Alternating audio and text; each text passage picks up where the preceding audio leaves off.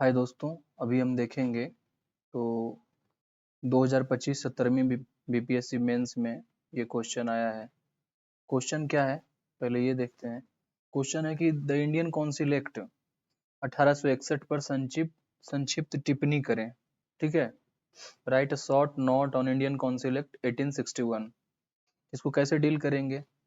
तो अगर हम इस डायग्राम को थोड़ा सा हम देख रहे हैं तो आप यहाँ पे देखिए कि इंडियन काउंसिल एक्ट को लाया कौन कौन लाने वाला है इसको। तो इंडियन काउंसिल एक्ट को लाने वाला है लॉर्ड कैनिंग। ठीक है, और इसमें क्या क्या हुआ, पोर्टफोलियो सिस्टम लाया था और उसमें क्या था, कुछ let foundation of cabinet government in India. Portfolio बोलते हैं ना कि वो रेल मंत्री है, वो खेल मंत्री है, तो ये हो गया। तो कैबिनेट गवर्नमेंट लाने वाला यही 1861। उसके बाद फिर कह रहा है कि वायसराय मस्ट नॉमिनेट सम इंडियंस, नॉन ऑफिशियल मेंबर के लिए वायसराय कुछ इंडियंस को अपॉइंट किए। और क्या हुआ इसमें से, तो beginning of involving Indians with law making process. जब कानून बन रहा था तो भारतीय लोगों को भी इन्वॉल्व किया गया। और ये कब हुआ था? तो 1861। इससे पहले क्या हुआ? 1861 का रिवोल्ट हुआ इससे पहले, तभी तो ये चीज हुआ।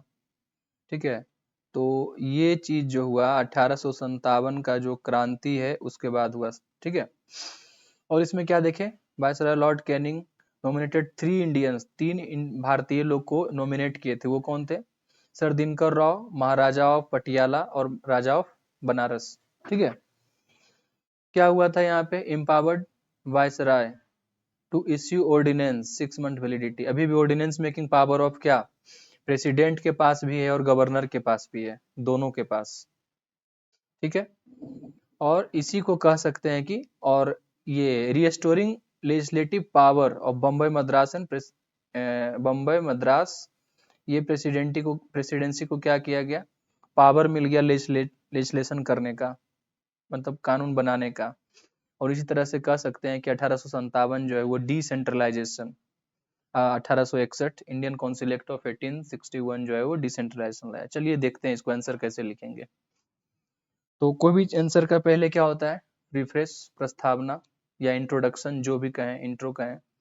तो 1857 के विद्रोह के बाद ब्रिटिश शासन ने भारत में प्रशासनिक ढांचे में सुधार लाने के लिए अधिनियम पारित किया था। ठीक है, इस अधिनियम ने भारतीयों को प्रशासनिक प्रक्रिया में सीमित भागीदारी, लिमिटेड मिला यहाँ पे।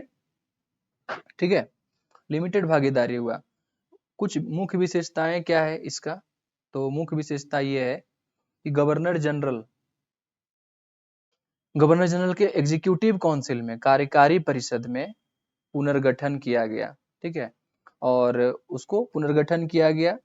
और विधान निर्माण यानी कि कानून जब बनाया जा रहा था उसके लिए गवर्नर जनरल को नॉमिनेटेड सदस्य में भारतीय और अंग्रेज दोनों शामिल थे। ठीक है, शामिल करने का अधिकार दिया गया।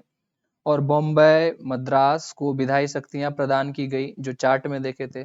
भारतीयों की भागीदारी, कुछ प्रतिष्ठित भारतीयों को परिषदों में नामित किया गया, जैसे राजा रामपुर के राजा, महाराजा पटियाला, ये सबको।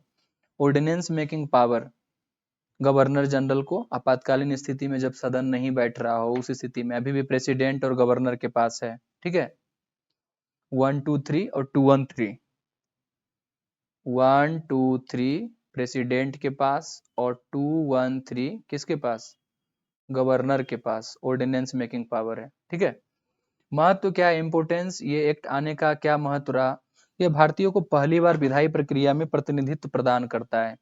पहली बार हुआ जब कानून बनाने में भारतीय लोग ने, मतलब कि उनको थोड़ा सा मौका मिला शामिल होने में, ये पहला अधिनियम था।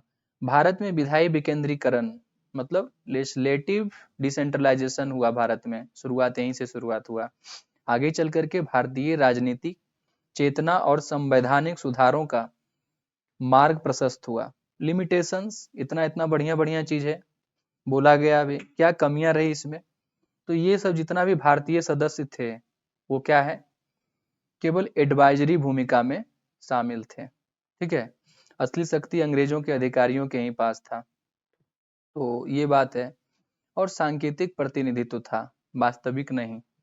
3 लोग हैं तो क्या ही हो जाएगा। संक्षेप में अगर देखें तो अब लास्ट में हम कहते हैं ना कंक्लूजन। तो the Indian council act 1861 Bharat में आंशिक विधायी सुधार लाने वाला एक प्रारंभिक प्रयास था। और आपको पता ही है क्यों आया। तो 1857 की क्रांति में अंग्रेजों के छक्के छूट चुके थे। अब उसको लगा कि नहीं, अब तो कुछ करना पड़ेगा, कुछ लिबर्टी देना पड़ेगा इंडियंस को, नहीं तो ये लोग नहीं मानेंगे। इससे भारतीय संविधान में समाज में संविधानवाद की चेतना को जन्म दिया, परंतु राजनीतिक अधिकार अभी भी अंग्रेजों के नियंत्रण में थे। अगर इसी चीज को इंग्लिश में लिखेंगे तो क्या होगा, देखिए। तो Indian council act 1861 introduction. After the revolt of 1857, 1857 की क्रांति के बाद British government passed this act. जब क्रांति हुई तो लगा कि नहीं, भारतीय लोगों के लिए कुछ करना चाहिए, तो इन्होंने शुरू किया, इस एक्ट को लाया, पास किया, ठीक है। To improve the administrative structure in India, administrative structure Bharat में, उसको इम्प्रूव करने के लिए।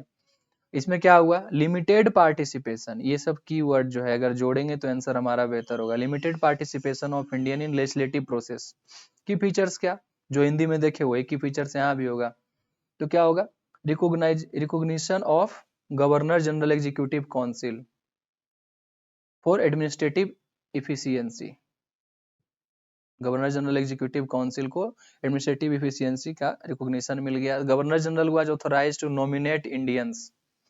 अब गवर्नर जनरल को अथॉरिटी मिल गया कि इंडियंस को नॉमिनेट कर सके, ठीक है, लेजिस्लेटिव काउंसिल के लिए, विधायी काउंसिल जो है वहां पे।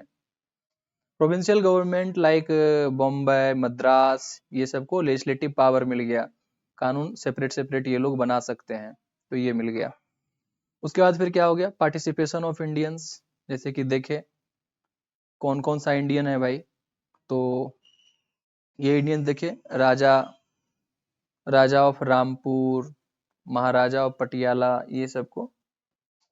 ऑर्डिनेंस पावर तो देखें ही, गवर्नर जनरल के पास ऑर्डिनेंस पावर जब सेशन में नहीं रहेगा या इमरजेंसी होगा तो ऑर्डिनेंस ला सकती है, जिसका वैलिडिटी क्या होगा, 6 मंथ होगा। और अभी भी वही है, वैलिडिटी थोड़ी चेंज है, अभी भी वही वैलिडिटी है 6 मंथ, ठीक है। तो 6 मंथ का वैलिडिटी है।